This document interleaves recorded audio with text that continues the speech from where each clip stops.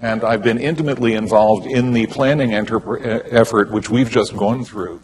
We are actually rehabilitating Princeton's Firestone Library. Now, anyone who has seen or been in Firestone Library will know that this is a fantastic task. It's mostly underground.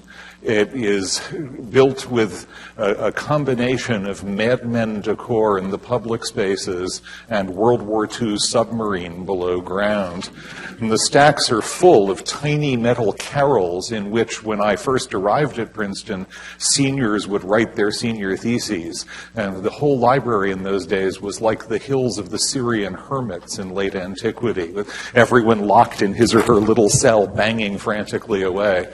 They're now completely empty, and we have to take them out anyhow, because it turns out that if you keep carrels in your library now in New Jersey, each one has to have an individual fire extinguisher, which we can't actually do. So we're facing change in lots of ways, too, and it's really because of that that I've been thinking so much about libraries. So, research libraries take up an enormous amount of space, both physical and psychic. They inhabit spectacular buildings on campuses and in the center of cities, holding prime real estate hostage to that ancient and possibly obsolete technology, the book. They attract publics by mounting splendid exhibitions of everything from ancient manuscripts to postmodern graphic novels. Every external indication you could want suggests that they matter deeply to the institutions that support them, to the individuals who are often their primary benefactors, to their users, to a wide public. And that story is confirmed endlessly over and over again by their publics. North American research libraries are the envy of the world. They have, for complex historical reasons, our societies, my own monoglot and somewhat xenophobic one, and this somewhat more complexly combined one, have created some of the biggest and most cosmopolitan collections of texts that the world has ever known. Do you want to study incunabula, books printed in the first 50 years after movable type printing was introduced to Western Europe? You can do that at Harvard in the Northeast. You can do that in Austin in the South. You can do that in the Huntington Library in the West. Or you can do it down the hall here in Vancouver, where there's quite a nice collection.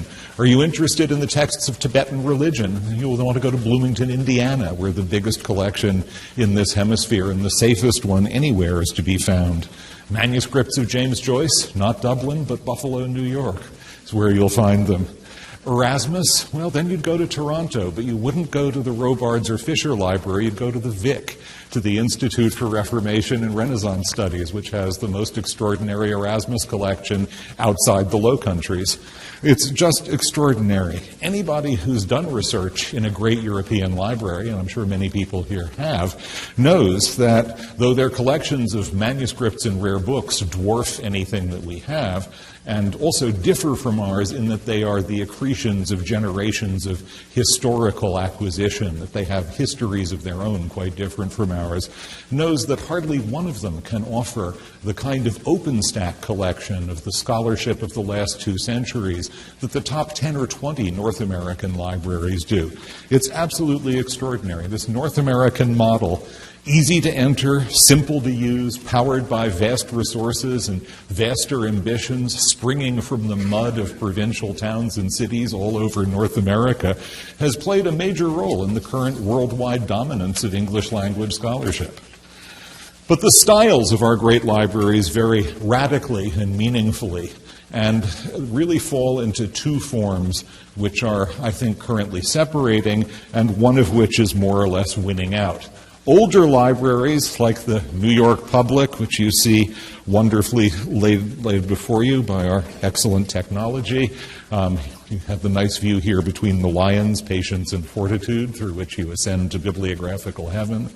Or university libraries like Columbia's Butler, and even newer ones in the classical style, like the Central Chicago Public Library, built quite recently, are proclaiming their allegiance to cultural tradition with every imaginable architectural detail. The names of dead white male authors incised in stone parade across their facades, accompanied by columns, pilasters, gargoyles, curlicues, Roman arches, usually put together in an extraordinarily inconsequential and unhistorical way to reinforce that sense of solidity, history, and allegiance to an older world, which is only stronger at Williamsburg or Disneyland.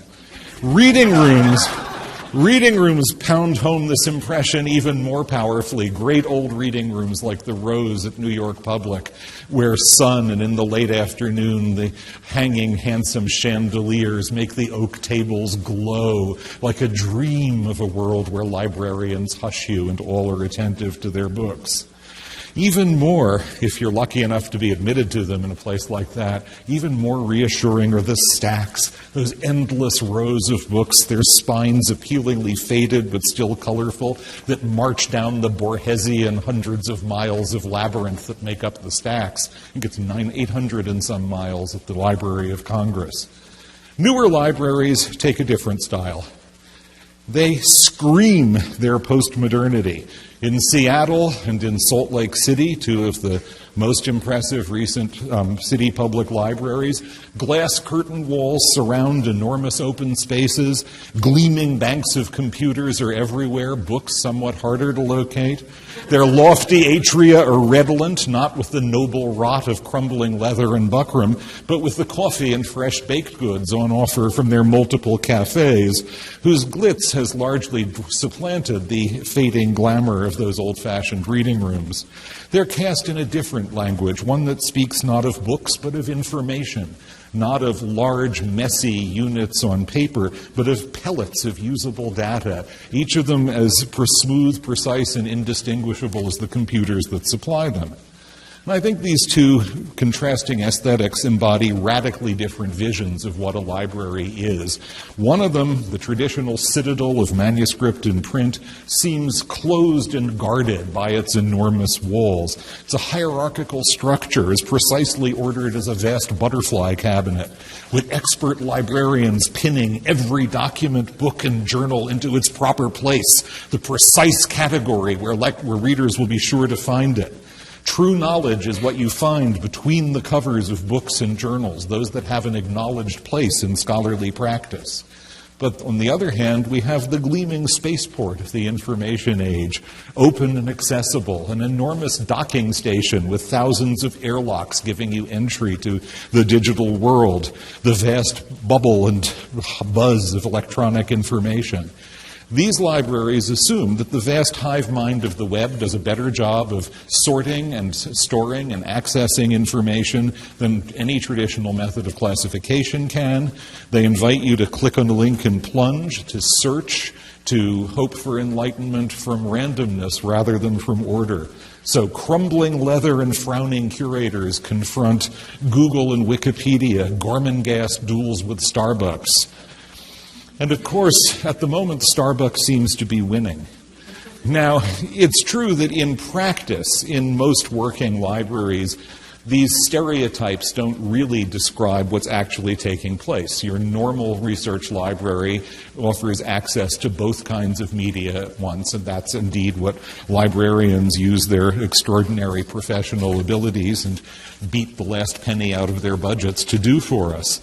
Nonetheless, I can't help having a sense that the new style of library is becoming more and more the norm, that which university administrators, planners, consultants who speak to university administrators see as what the majority of students will find most useful. Calgary's new learning center, for example, the Taylor Family Digital Library, is a kind of model of what we were told when we began to renovate in Princeton. And this new model has turned out to be rather like the aliens in the great Sigourney Weaver movies, capable of insinuating itself into the older form of library and transforming it from within, if not of bursting through it. So grand old libraries like that of the University of Rochester, an institution with great traditional strengths in English and history and other humanistic fields, have been gutted to provide digital commons and learning centers. In Rochester, all books not in English have been stored off-site. On principle, a principle which bothers me as a historian of Western Europe, not a little bit. The much controverted Norman Foster plan to put a new working space in the New York Public Library in place of the 7 stories of iron stacks that currently not only hold the core of the library's old collections, but hold up its reading rooms. That plan, though it's usually discussed in isolation in New York circles, is actually only one of many plans of its kind to renovate old libraries so that they fit, or parts of them fit, the new model of the way that an information commons should work. Now, I don't mean to make fun of the information commons. There's good reason for every one of these measures in the ways in which we learn, the ways in which we work, the ways in which media are moving. I will raise some questions, but I do believe that all participants in these debates are working with the best of intentions and from their limited but large knowledge bases. I think that has to be a ground base. So let's think about the library. What challenges the library right now is obviously the vast twinkling constellation of electronic media that surround and infiltrate it and seem to promise things that no conceivable storage house of physical objects can possibly provide. For 2 decades and more of digitization, we've seen projects like Wikipedia, Google Books, Perseus grow to a point where the man in the Clapham Omnibus and his wife, the woman in the Richmond Internet Cafe, have access to a range of information as diverse in quality as it is in kind that would have been unimaginable in the 1970s or 1980s. Everything from cutting-edge definitions of mathematical terms, and that's what you get in Wikipedia. That is now the basic source for mathematicians, to 100-year-old articles on historical questions that are still debated, which is also what you get in Wikipedia because they simply transcribe out of copyright reference works with a sweet innocence about the notion that scholarship might change as well as science. First editions of the rarest books from the 15th and the 19th centuries, and totally unreliable, badly typed versions of every imaginable classic. It's been simultaneously transformative and enraging to watch the growth of all of this. Now, I've been an observer of the Google Library project, and a few years after it started, the New Yorker actually sent me to write an article about it, and I had great fun talking to people in Googleplexes, and they didn't have segues yet, so I missed that. But it has been extraordinary to watch this enterprise. We all crab about Google. Google's metadata are ridiculous. The body parts that do seem to appear more and more frequently in Google's books are not, as the feigned body parts that appeared in Renaissance books, actually part of the sign of use. They're simply accidents. And I have to say, I have not yet found a body part other than a finger or a hand, though no doubt they exist. Much that's claimed for Google Books is simply false. My beloved colleague Bob Darnton, the real creator of the Digital Public Library of America, liked to say, on Google Books, you can read Middlemarch in the original parts. Well, in fact, you can read parts 1 and 2, but not 3 and 4. You can read 5 and 6, but not 7 and 8.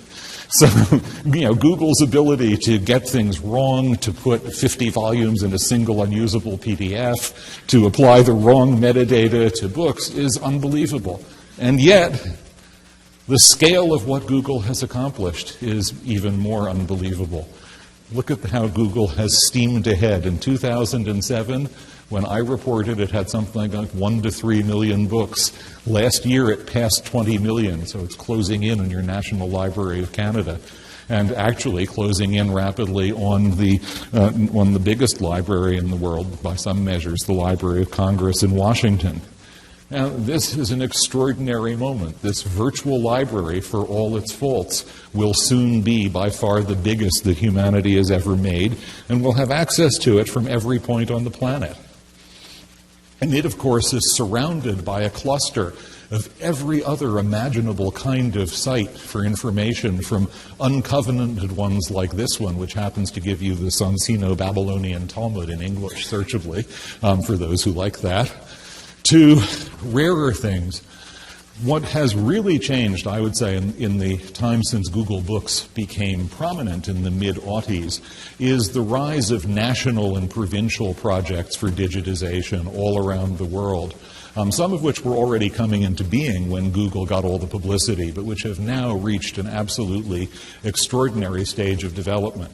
Suppose you wanted to look at the first Passover Haggadah ever printed. You might be celebrating Passover soon. The first Passover Haggadah is in Latin rather than Hebrew and Aramaic. It was a translation done by a Franciscan, Thomas Mourner, printed in 1512. It's an extremely rare book, but you can download it freely from Munich Digital, the digital site of the Bayerische Staatsbibliothek, which has more than 900,000 rare books and manuscripts digitized and freely available to the world on its website. And it's the proliferation of these nationally supported and philanthropically supported sites, some of them closely defined, like the Project for Manuscripts from Sangal, some of them much broader in their implications, like the new Digital Public Library of Information, which show us that this transformation is going to continue, whatever happens to Google. I myself remember continually that Google is a corporation which actually exists to make money. It tries not to be evil, but it doesn't try to lose money. Any journalist in North America will tell you that they have just been absolutely deprived of their most usable tool by the decision to close Google Reader, which will cease operation on July 1st. That is now the basic tool of well-informed journalists, and they're all desperately searching for supplements. If they can close Google Reader, they could close Google Books. It's absolutely possible. So it was very worrying when they were the only large-scale project.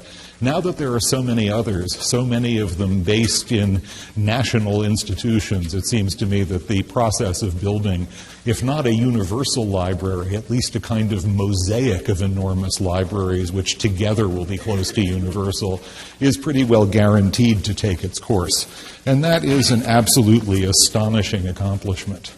From the library standpoint, of course, though, these sites, which are all freely available, are less significant than the proliferation of other, more specialized and tightly curated ones, which are done for profit. Sites like Early English Books Online, which many of you probably use regularly, or Alexander Street, an extraordinary company which will give you everything from Harper's Magazine from 1857 to 1912, one of the great sources for American history, to the life records of more than 4 million Civil War soldiers. The proliferation of these extraordinary instruments of knowledge, their efflorescence on every library's website, has been, I think, the real force that's transformed our ways of doing research, that has moved us from the rare book room to our office if we work on early modern texts in English and now in many other languages, has made possible simply different and much richer kinds of research than we were ever able to do. The problem is that these media are very expensive. Some of them cut deals, but some of them don't. And when you add to these sites the fact that our journals are now coming in not as printed serials, but as digital media that have to be paid for as well, the story about cost is absolutely terrifying. Many of you will know the historical journal Past and Present. Anybody know what a library pays for Past and Present? Pays, if you want print and digital subscription, electronic subscription, you pay $424 a year. It's a lot for 4 issues of a historical journal. Now, you might think you could save money by just getting the digital subscription, as many of us have, but that still costs you $353. The saving is not enormous. A few years ago, Stanford decided to switch all of their Elsevier journals. Of course, Elsevier is the great malefactor in this world, blackguarded by everyone, to digital form, only to find that the price would be 90% of what they were paying for print subscriptions. So what we have here is an enormous and magnificent set of instruments JSTOR and Project Muse and so on have transformed our journals into this vast, almost tangible mass of information that we can access through search and download immediately, supplemented by these other sites with their visual and audio and other riches. They've made the humble office computer into an instrument that, the first versions of it, those XTs, and remember the Apple with the 2 discs that would get into an endless loop in the 1980s, didn't suggest at all. But they're extraordinarily costly. So all of this is costing vast amounts of resources which can't be used for other purposes, since budgets are, if anything, either level or sinking in libraries in North America. Now, this wouldn't be so serious a problem if print were dying, but print gives few signs of dying. Print-on-demand technology has helped bring book prices more in control. Web-based marketing has made it possible to sell books of very limited interest. There's a company in France that manufactures books by algorithm on subjects like the price of bath mats. You can get a book on the price of bath mats in China, the price of bath mats in South America, they're untouched by human brains. So the process of manufacturing books goes on with extraordinary success. According to Bowker, American publishers alone brought out almost 350,000 titles in 2012, as opposed to 274,000 in 2006. So this is a huge rise. Now, most of that is fired by on-demand publishing, self-publishing. 150,000 books were self-published in 2011, which is also a fairly frightening thought. Nonetheless, all those bath mats. Nonetheless, the vast quantity of printed books that are still emerging, most of them as yet without a digital form that you could buy and download, means that print is still absolutely alive as a means of disseminating argument and information. University presses alone are printing about 15,000 new titles every year in North America, many of them still without a digital counterpart or without a cheaper digital counterpart at any rate. So if you're a librarian, what people in the digital world or in the open access community call dead tree media don't really look like a petrified forest. They actually look like Burnham Wood coming to Dunsinane, and they put you in the position of being Macbeth, your hair rising as this forest walks towards you. Now, I'm not going to talk about the scandalous subscription prices that we all know about, the brain research, the Elsevier Journal that costs $24,000 a year. I think, what is it? You get you get it for $20,000 if you just get the digital form. But what we can see is that these media are simultaneously a transformative force in the way we work in libraries and in what a given library can offer us, and a transformative force in library budgets, which would be squeezed if they only had printed media to accommodate for. So we're in this extraordinary situation. Every year, our subject librarians are deluged with alluring offers for new databases to rent or buy in additions to the old one. Yet every year, the books pile into the libraries. 5.2 kilometers of new books enter the Bodleian Library in Oxford every year. So finite spaces have to accommodate this extraordinary amount of print. Every book having to be checked in, cataloged, put in place. It's like a pile driver coming in. And this, of course, can only be dealt with in two ways, neither of them satisfactory. You can take the older, rarer books from a collection, which you generally get less use, move them off-site and make room for the newer ones. In doing that, though, you're doing something a little bit paradoxical from the standpoint of a scholar, because those are likely to be the unique holdings in the library. Google is discovering through its partners that every major library has much larger numbers of unique titles than they had expected when the project began. Princeton, which is a mid-sized academic library, turned out to have 350,000 titles that are in no other Google partner. Harvard, of course, turned out to have millions. So those are the books that you're moving off-site to make room for the ephemera of hyper-specialized contemporary scholarship. I, for one, don't find that an altogether alluring prospect. Now, all of this is going to continue as long as tenure is to be won by writing books and articles. The monographs, the editions, and the journals will continue to batter their way into our libraries. And one thing, I think, has gone beyond hope. Back in the day, libraries were spatial memory theaters. You knew where books in particular fields were. You were so accustomed that you could simply walk to the spot where you would have the OCTs, the Lobes, the Monumenta Germaniae Historica. That will never happen again because the pile driver force of books coming in simply makes us move our collections too frequently to keep that process at work. Cultural problems also add, it seems to me, to the load of misery on the head librarian's desk. One of the great assets of the North American Library are the holdings of manuscripts and rare books, which have grown enormously, and which, in good North American fashion, include everything from these are figures. This is just a graph from the American Library Association that gives you a sense of how much more quickly electronic expenditures for electronic media are growing than for other media. And here is a sign of how serial costs have grown at the expense or beyond the amount of money that can be spent for monographs. So that just gives you a very literally graphic idea of the way these pressures work themselves out. Rare book rooms have gone from magnificent collections of incunabula, often given by great collectors and scholars. This is William Scheide, a great collector whose library is still housed in the Princeton University Library. It includes the only 42-line Bible, the so-called Gutenberg Bible, in private hands anywhere in the world, and the only copy of the other Bible printed with Gutenberg's type, the 36-line Bible in North America. Everything from that to zines, if anyone remembers zines, that short-lived but wonderful informal publication of the 70s and 80s, which really were extraordinarily important for American culture. If you're interested, Barnard has a great collection of zines in New York, and so does SUNY Buffalo. My own worry is that these collections are undervalued now, chiefly because of a sense that everything really significant is to be found on the web. Now, that's a sense which belies current scholarship on books printed in the hand press era, since we've learned more and more clearly that every copy of a hand press book may have distinguishing characteristics as texts were changed in the course of printing, as readers personalized them, as books went through the later history.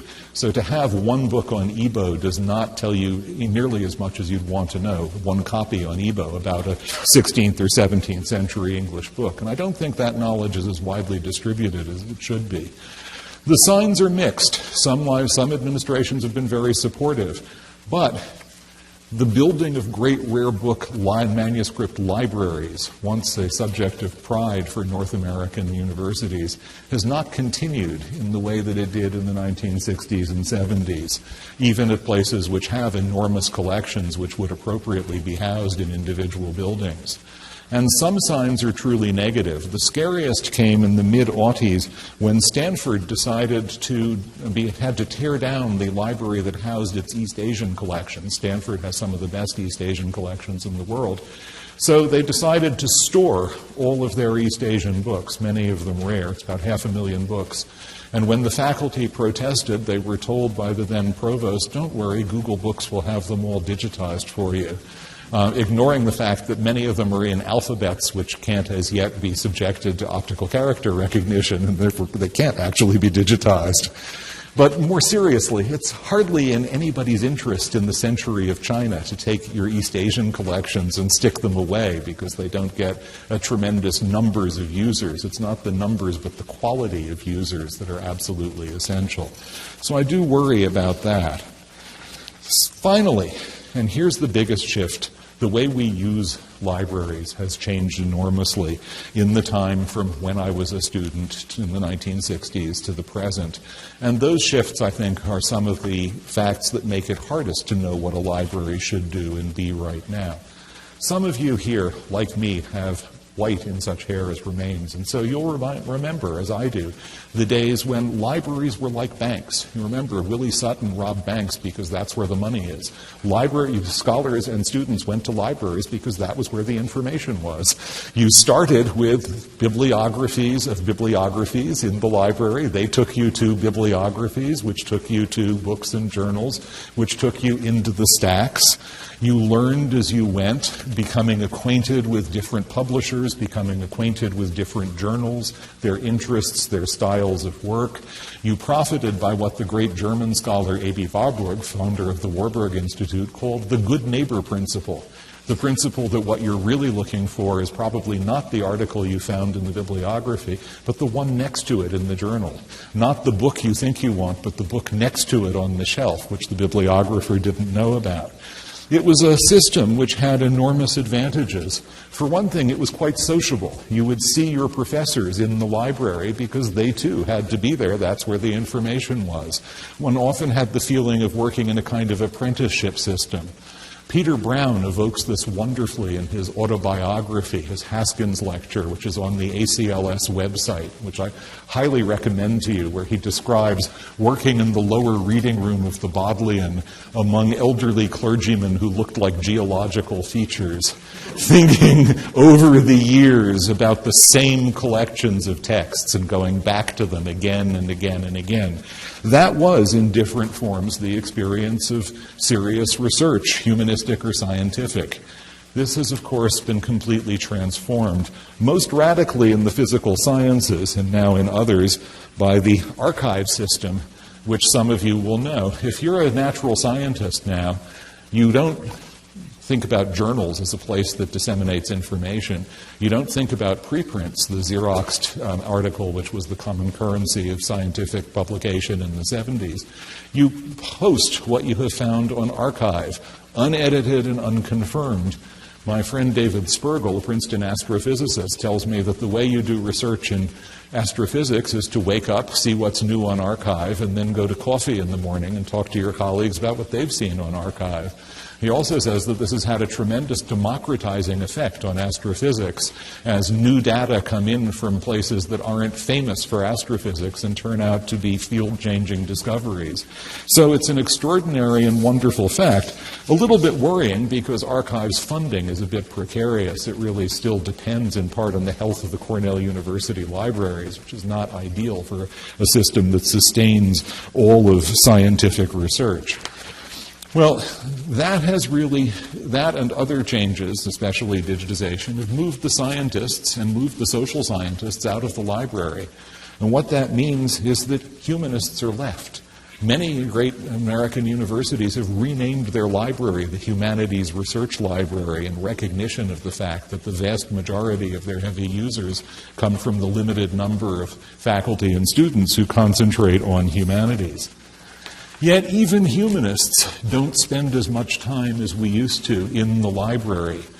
Andrew Abbott, a sociologist at Chicago, has done the most extensive research I've seen on habits of scholars and students at top research universities, particularly Chicago, where he's been allowed access to data that are normally protected with all due safeguards. And what he's learned by following patterns over the years is that it was, of course, the PC that took us out of the library, even before there was a World Wide Web or digital sources to use on it. The PC took scholars from the library with pad and pencil or pen to their office. Note-taking became something much handier to do on the same machine in which you would turn the notes into prose than in a separate form. That step of transcription, which had once been necessary, could now be avoided. And many things have simply amplified that change. The rise of digital sources, the move from the PC to the laptop, which means that, like the character in Three Sisters, we can all say, omnia mea mecum porto, I carry everything I own with me. Our brains go with us portably. We can now do in the coffee shop or elsewhere off campus what we used to have to do in our offices. So we have a kind of paradoxical situation where, on the one hand, there is an inexpressible wealth of resources open to us through the library. But on the other hand, the physical library itself risks turning into a kind of magnificent ocean liner voyaging through the oceans, all lights on, no crew, no passengers left anymore, like some sort of nightmare Flying Dutchman of the mind. So what do we do in this situation? Well, one more point. One more point, which seems to me at this point incalculable, has to do with the rise of digital humanities. More and more humanists in all disciplines are beginning to work on projects that depend on digital media. More and more universities are creating centers, most of them less ambitious than the George Mason Center for History and New Media. That center employs as many historians as the history department at George Mason. And it's actually housed not in the history department, but in George Mason's incubator center for new technologies. It's next to a center which works on air traffic control algorithms. And anyone who uses Zotero or any of the other extraordinary tools that they've produced will know just how remarkable the work these places do. I think at this point, the relation between digital humanities and university libraries is slightly awkward. Most digital humanities laboratories that I know are not housed in university libraries but elsewhere, which seems like a mistake on all sides. But that's simply how they've grown. George Mason, Stanford, Harvard, more and more these libraries are sprouting, but they're not sprouting in the library itself. And it seems to me that that's a natural place for collaboration and one that we should be thinking about very hard as these ateliers become a normal part of humanities research at every university. But the real question is, what do we do with too little money, space, too many books, too many digital sources, and the difficulty of deciding what to do with that space which the library provides? If you go to the consultants, they'll tell you that you can't fight Google. You just can't. This is from a consultant who works for Kearney on their library consulting team, but actually has a PhD from Princeton's History of Science program. So he's definitely gone over to the dark side. And what he will tell you is that no university, no single university, no universities in any imaginable league can hope to rival Google's ability and the ability of other agglomerators to bring materials together. And that in this situation, the library is fated, or almost fated, to undergo the same fate that happened to Borders, that happened to Tower Records, that happened to Blockbuster, to be disaggregated, disemboweled, and basically disestablished. Now, I think that's a little bit apocalyptic. It seems to me that this probably is not correct.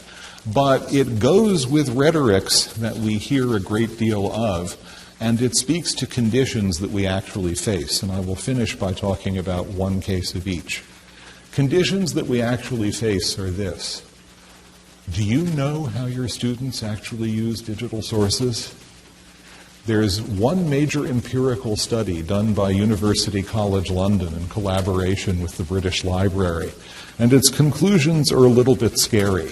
Remember back to the 1960s, you didn't just learn about library information in college, you'd learned about it in high school when you wrote term papers with those boxes of file cards, using the public library of your town in the way you would later use the much bigger university library. Students now come to University College London, one of the highest rated universities in the world, presumably as well equipped to find good information as any students in the world. Care to guess what they go to when they need information? 94% of the time, they go to Google.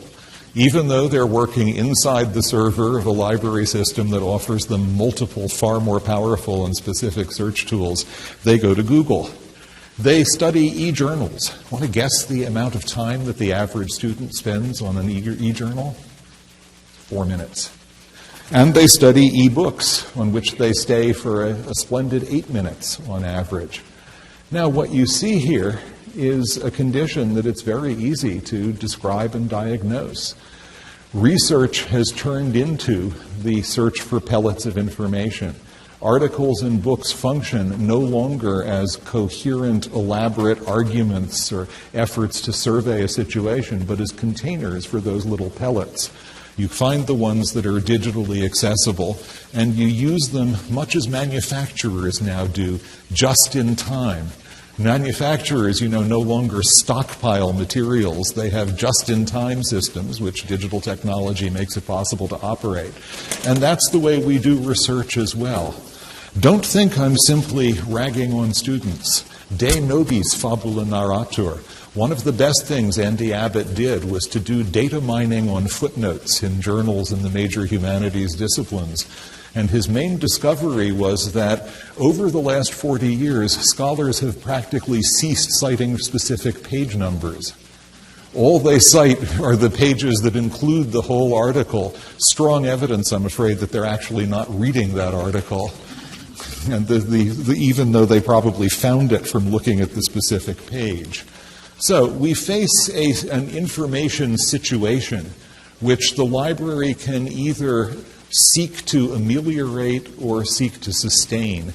And it seems to me that that's a major part of the library's intellectual task at this moment, is deciding what to do about these methods of reading, hunting, and gathering information. Then there's the question of costs, and I'll only touch on one of the solutions that you'll see proposed by consultants and that you'll find if you go out on the web, massively supported by people who believe, as I do myself, in digital humanities and digital media. And that is open access. The argument is simple. Transfer the costs so that you no longer are buying back material that you have paid your own scholars to produce. Find ways of supporting a cost structure that don't require subscriptions, and the vast mass of scholarly information, most of it around the world done at public cost, can be made accessible to everyone, so that the library becomes really just one of the places, one of the sites where you would access a world of information that's as accessible to people outside as inside. And this is in many ways a beautiful idea. I love the idea that the journal that I helped to edit would be available to anybody around the world. But it's an idea that troubles me as well, because I think what it speaks to is the notion that one solution will work for everyone, that the ways in which the scientists have reconfigured their information and publishing procedures will work for humanities as well. Here I speak from my own experience. I'm one of 4 editors of the Journal of the History of Ideas. It's a high-impact journal. Indeed, we have the highest possible impact rating. When we received this rating from the European Council that provides them, we wrote to them and said, "On what did you base this?" And they wrote back and said, "We based this on your refereeing procedures and your methods of circulating documents." And we wrote back and said, "But you never asked us about that, so how do you know?" We never got a reply. Nonetheless, we are a high-impact journal, and you may take that as my view of how much it means to be a high-impact as opposed to a low-impact journal. What does it take to run a high-impact journal?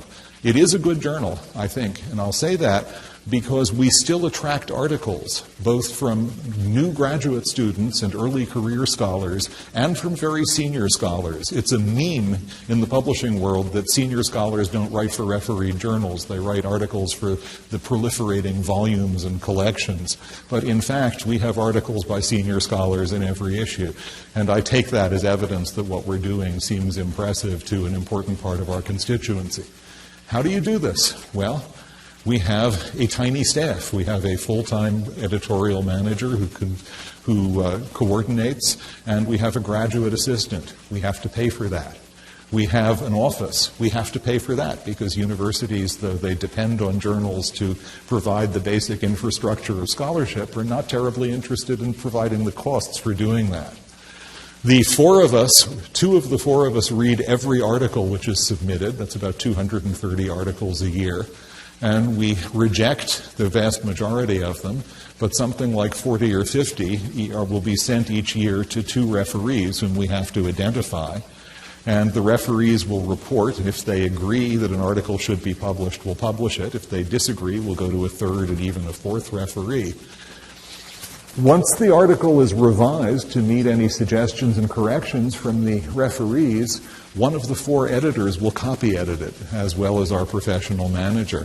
And only then will it go to page composition at the University of Pennsylvania Press, which also costs money, and distribution. Now, how can we afford to do this? We can afford it because we charge subscriptions. They're not big subscriptions. We charge $100 a year to the universities that subscribe to us and $30 to our dwindling but loyal individual subscribers. And that subscription money enables us to produce a journal in which every article has been read by at least 2 specialists whom the web enables us to find from around the world. It's mostly free labor. The editors, of course, aren't paid. The referees aren't paid. The authors aren't paid. And I'm always impressed and moved by the extraordinary willingness of scholars, most of them very busy, to put in the time that it takes to keep this system in operation, even though they receive no money and basically no credit for doing so. And finally, because it's a humanistic journal, we try our best to see to it that every article is written in a cogent form, well-argued, and in correct English prose. And that's not as easy as you might think, because the web has made us more international than we ever were, and we're printing a lot of articles by people whose first language isn't English. Though some of them, I must say, have a mastery of written English that puts some of our American contributors to shame, but that's another matter. What I'm saying here is that this is a traditional humanistic journal. There are many of them. And it takes a structure to maintain them. We are, the 4 of us who edit it, quite indifferent about platform. We don't mind the fact that we will eventually be publishing on an all-digital platform with a few printed copies to be archival records. What we worry about is where the money will come from when that happens. And that, it seems to me, is a special problem for humanities, just as perhaps training to read is a special problem for humanities and the library. If we're going to produce the kind of books and articles that we have, we need the structure of refereeing, editing, multiple responses, multiple rethinkings that we've put in place.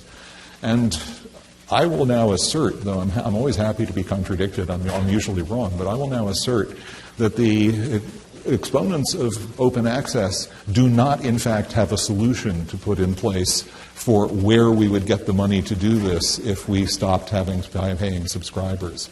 They'll yell a lot. They'll tell you that this is insane and that we're starving the Indian subcontinent. I've been told that the Journal of the History of Ideas is starving the Indian subcontinent by withholding its information. And I must say I'm not impressed by that particular kind of guilting. What I'm saying is we're doing something that's very peculiar. It's peculiar to the humanistic disciplines. It's been part of the essence of the humanistic disciplines in their modern existence in universities. And what worries me is that present trends seem likely to eliminate the possibility of doing that, as they seem more and more to push against the possibility of teaching people to read and find their materials in a traditional way. As budgets become more and more pressed, as serial costs become higher and higher, as complaints become more and more widespread, and as governments, like the British government, decide for open access as a one-size-fits-all policy, which will actually reshape all journal publication in Britain, and may make it impossible for British authors to write for American journals that don't have open access, then I think we're going to see ourselves forced into distorting forms, forced to abandon values that we hold very highly. So, you will rightly ask, what's your solution to these problems? And I have to say, like Simple Simon, when he asked the pieman for a pie and the pieman asked him for a penny, I don't have any. I don't have a solution for all of these problems. But I have a way to looking for the solutions that I'd like to see put in place in more universities than it has been. We are, as I've said, attempting to reconfigure our own magnificently weird Firestone library with its endless and unchangeable basements. Noel Malcolm, the great Hobbes scholar, calls them the caverns measureless to man, where most of our books and readers are stored. We received a plan, consultant-based, and then articulated in detail by a library architecture firm in New England, which told us exactly, as you'll guess from the slides I showed you, what you should do. Put the books off-site, since nobody much needs books anymore. Take this expensive real estate and carve it up into high-tech classrooms. Apparently, all consultants love high-tech classrooms for the humanities, even though our language and literature departments scream that they don't want high-tech classrooms. But that's another story. And put a digital commons in. This was the plan that we were given. Our librarians came to some faculty and said, this didn't seem like a good idea since we are a major research library. Our graduate students in many fields live in the library and depend on its stocks of books, depend on the discoveries they make. We went to our provost, and the provost took a hand in the process. He ended up building a committee of stakeholders, faculty, librarians, students, bringing them together on a regular basis. We found an architect who didn't hate the building but actually wanted to work with it. And we established as a principle that for the next generation, we will assume that printed books and even some printed journals will remain basic tools of scholarship, and so that for the next generation at least, it will be necessary to have as much of our printed holdings available under one roof as we possibly can. We didn't go so far as the University of Chicago, which has actually managed to keep all of its print holdings under a single connected set of roofs, but we made that our basic principle. We're going by it, and I think the signs are good that the solutions we found are reasonable compromises. That's to say, everybody is completely dissatisfied. And the fact that there is no stakeholder who smiles at these meetings indicates to me that we've probably managed our problems as well as we're likely to do. I don't hold up what we're doing as a model any more than I hold up our library as a model, but I hold up the process by which we arrived at this decision as a model. It seems to me that these difficulties of the way that the library speaks to what students bring with them, to the skills we'd like to impart to students while they're at university, not just to students who will be scholars and graduate students, but to students who will be mastering the tools of scholarship as undergraduates should, that these are decisions that we should be arriving at collectively, that we should be arriving at through discussion, that we should be arriving at by doing what we do when we solve scholarly problems, that's to say examining research and seeing where it leads. And I wish we were doing more of that. If I have seemed critical, let me say finally that I am the warmest and most passionate of believers in the juju powers of librarians, their ability to find things that no scholar can find by the mysterious algorithms of their own search processes. In the end, I think this is the heroic figure that has to preside over the discussions that I'd like to see take place. Thank you.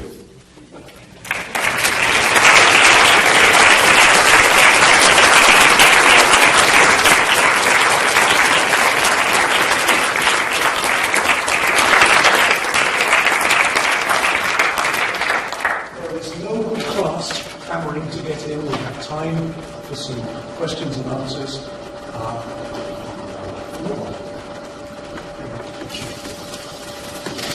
Please. I would be interested to hear more about your committee that was chaired by Focus, and in particular whether or not the students are happy, because I always take the opportunity to ask my students when I'm teaching, humanities students, do they want an electronic book or do they want print? And 99% want print. They do not like ebooks. We have exactly the same result. Though I will say that ebooks have made graduate teaching possible in a way that didn't used to be. We would have one copy of a monograph, and you'd put it in the graduate study room for your field and pretend that all 12 people in your seminar were somehow going to be able to see it and that nobody was going to hide it in her desk so the other 11 couldn't get to it.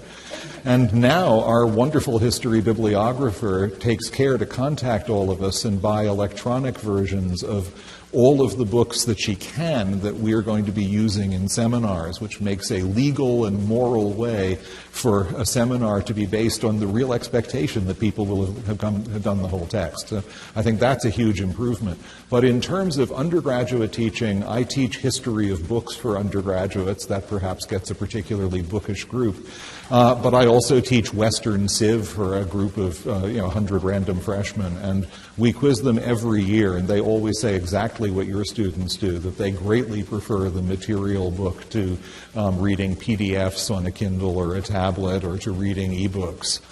They really still seem to find that a reading which is material, which takes place with a marker or a pen in hand on actual paper, which turns the book into a kind of memory theater if they work on it thoroughly, is the most meaningful and powerful way to master the book. So I completely agree. And it was really from talking to students as well as faculty that our committee decided that maximum books in the library was the thing to go for. Rather than, for example, group study rooms. And, it's very popular now to put group study rooms in libraries.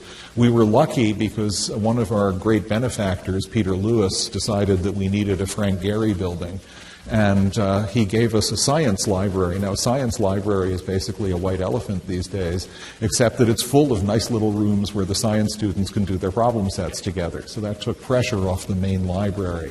I think it's been a very good solution. It keeps everybody happy because they do need those spaces and don't have them elsewhere, but at the same time it means we don't have to chop our main research library up into those spaces.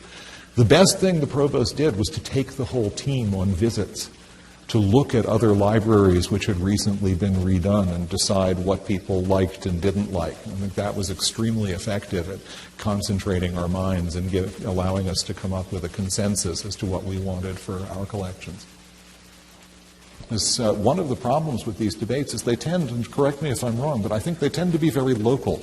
People tend to debate on the basis of what they know from their graduate education, the places they've taught, and the place where they've wound up. And it's, this is not the way we do scholarship, but it is the way we think about our daily lives. And it really changed the discussion when we went to Duke and saw what Duke had done with its library, and went to Penn and saw what Penn had done. Yes? You asked the question when describing your own journal and process of producing it, how would you pay for it if it was available in open access and for free?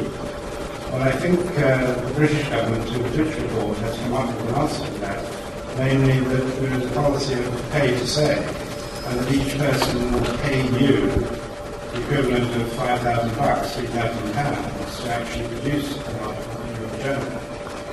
As far as I can see, that's all very well for people who are actually non institutions, where the proposal is that the money presently set aside for journal subscriptions would be shunted to another fund to pay academics to actually produce work for these journals. It does not protect, of course, the person who doesn't have a university post, or indeed is an emeritus, who often produce enormous valuable research which is published in journals in a normal way.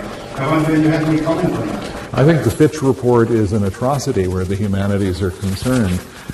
It's a nice idea that you could take all the money we spend in subscriptions, put it into a fund, and then let people ask for money to pay in advance, as the best form of open access prescribes. But if you think about what that will take to execute, the problems are multiple. It will exacerbate the divide in wealth. Rich institutions will come off much better than poor ones. It will make it difficult or perhaps impossible for graduate students to publish because it's highly unlikely that they'll get access to those funds, particularly if if the costs per article are $1,000 or more dollars. It will finally, and this it seems to me is the absolute bizarre part of the idea, it will take the decision over which articles appear from experts in the discipline and give it to a committee in which a geologist, a pharmacist, and an art historian will be deciding about whether a sociologist deserves to get a publication fee. So this seems to me to be a kind of radical de-skilling, which has absolutely which can do nothing but make the process worse. So I wish I saw a way to do this. People write with great confidence about it. I must say most of those who do have never held an administrative job. and don't seem to be aware of how difficult it is to reconfigure funds from one use to another. But this is no solution at all. The main history journals in the UK have in fact entered a strong protest against it and are attempting to work on a different system by which they would allow all authors to post their articles once published on their websites, thus giving open access but retaining a subscription system.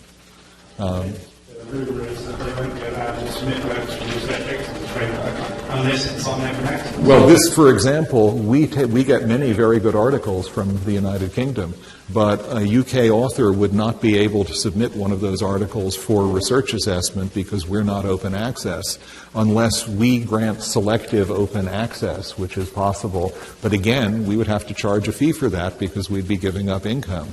So once again, Oxford, Cambridge, and London would no doubt come out very well, and places that didn't have their funds would come out very poorly.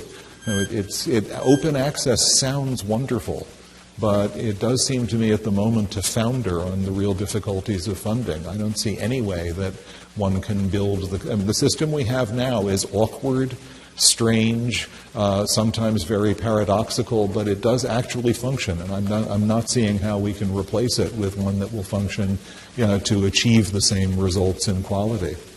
And I can assure you, having served now for 10 years protecting the world from the manuscripts that come in, you don't want to read what we get before it's been copy edited. Turnstiles are there to protect libraries from readers, and editors are there to protect readers from authors. I was wondering, you mentioned a little bit about how problematic the move into older materials off campus, which does seem to be a trend, is an issue for you. I'm just wondering if you can share it all, if you've been having discussions within your committee about how you're making those decisions, and if so, what decisions you've come to, if you have, at this point. We have, and we're absolutely stuck, and it really is tragic. I think the simplest example, again, is journals.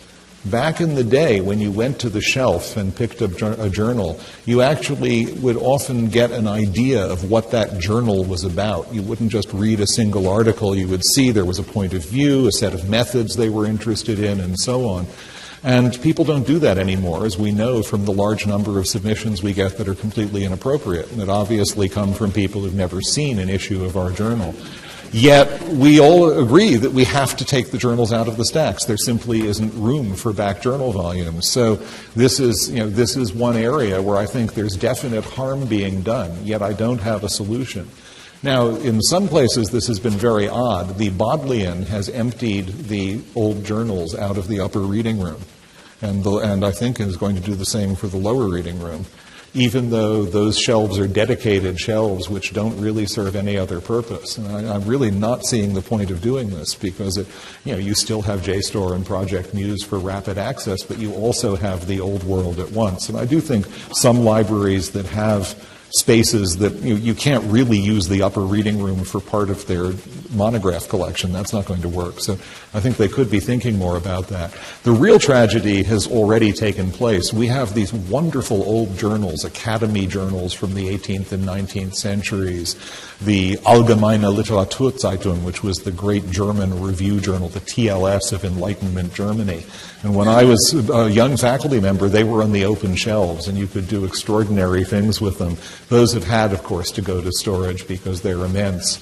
And we don't have any way of bringing them back. And unfortunately, digital browsing is not as effective as traditional browsing. As all of you know, traditional browsing is faster and much more revealing than digital browsing.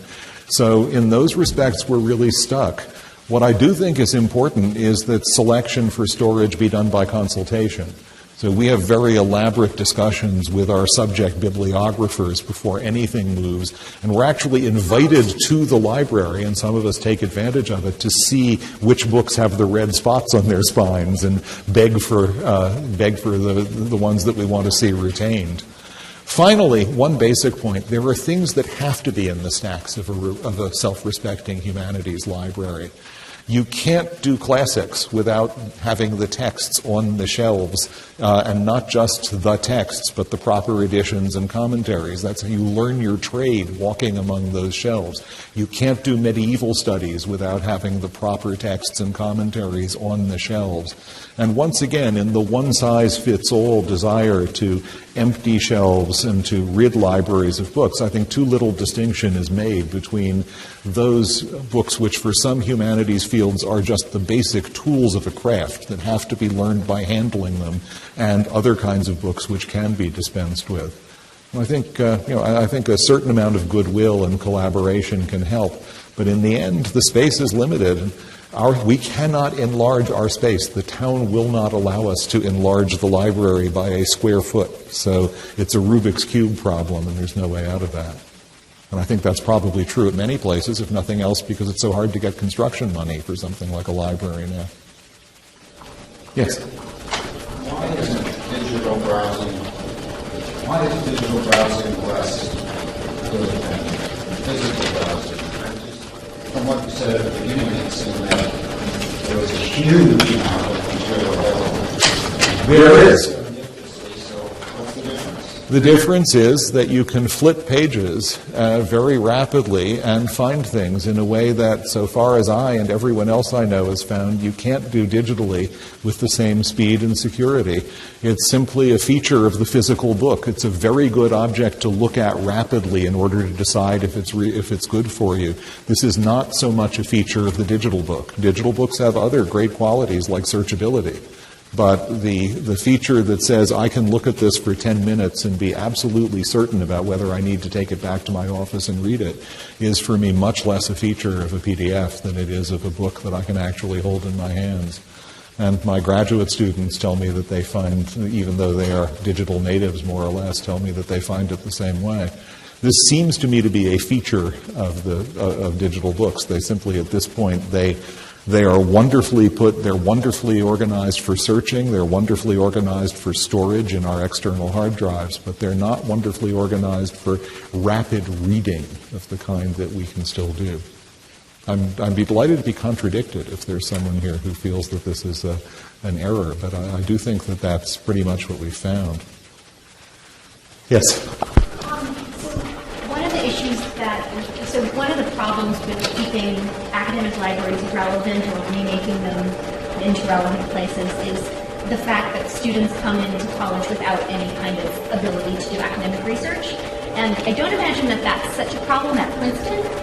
Is it? Okay. So I would be interested to hear you talk about what Princeton is doing to try to reach all of the incoming students to give them those skills so that they do know how to use the library effectively and it becomes a more relevant place. We have them going through the library from the beginning of their first year. We've tried many expedients, including an extraordinary video in which Cornel West appeared dressed as an angel to tell them about the library. That actually didn't work terribly well. But particularly for humanities departments, our whole undergraduate education is designed around library research. Every Princeton undergraduate in humanities writes 2 independent papers as a junior. And in my department and many others, those are organized into seminars. And the seminar groups people who have more or less compatible interests and teaches them about the sources that are available, working with our subject bibliographer. And then every senior writes a thesis of often considerable length and learning, which is, again, based on archival or library research. So if you do a serious humanities degree at my university, most of them do come in with very little library experience. Even students from expensive private schools that have elaborate libraries have mostly been accustomed to learning digitally. But you can come in that way, but you can't get out. We're the Roach Motel of library skills. And we really do feel that that's tremendously important. It's because it's part of, the word scholar in North America for a long time has meant a professional.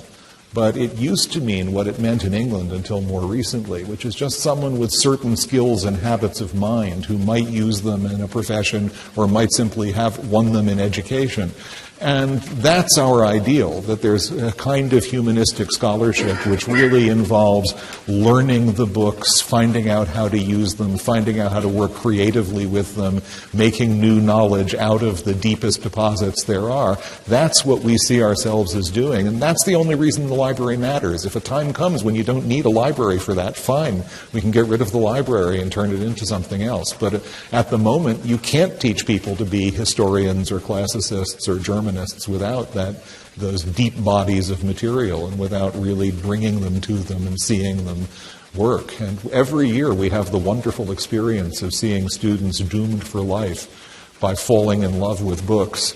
I think back to my student who discovered the limit for books.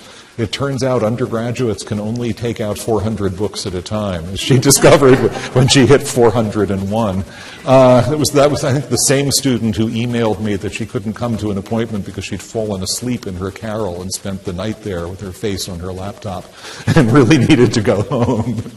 So we succeed to some extent in really, I think, infecting people with the traditional humanist's passion for books in their material form and all their lushness. And that's one of the things I'm happiest doing as a teacher.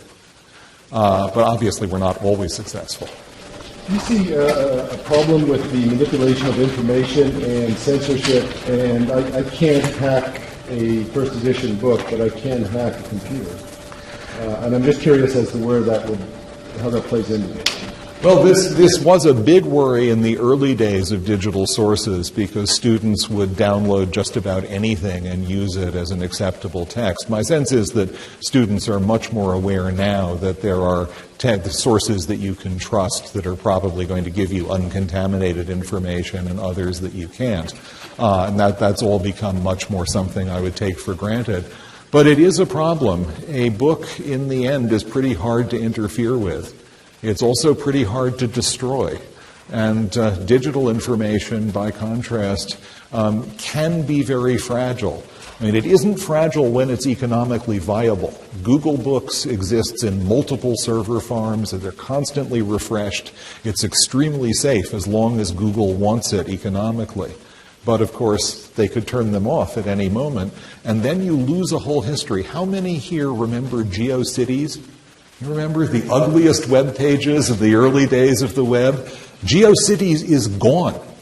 It was closed down. They reconfigured the servers and the memories that had it. There is no more GeoCities, so that whole part of the history of the web is accessible only in small part through the Wayback Machine and other partial ways in.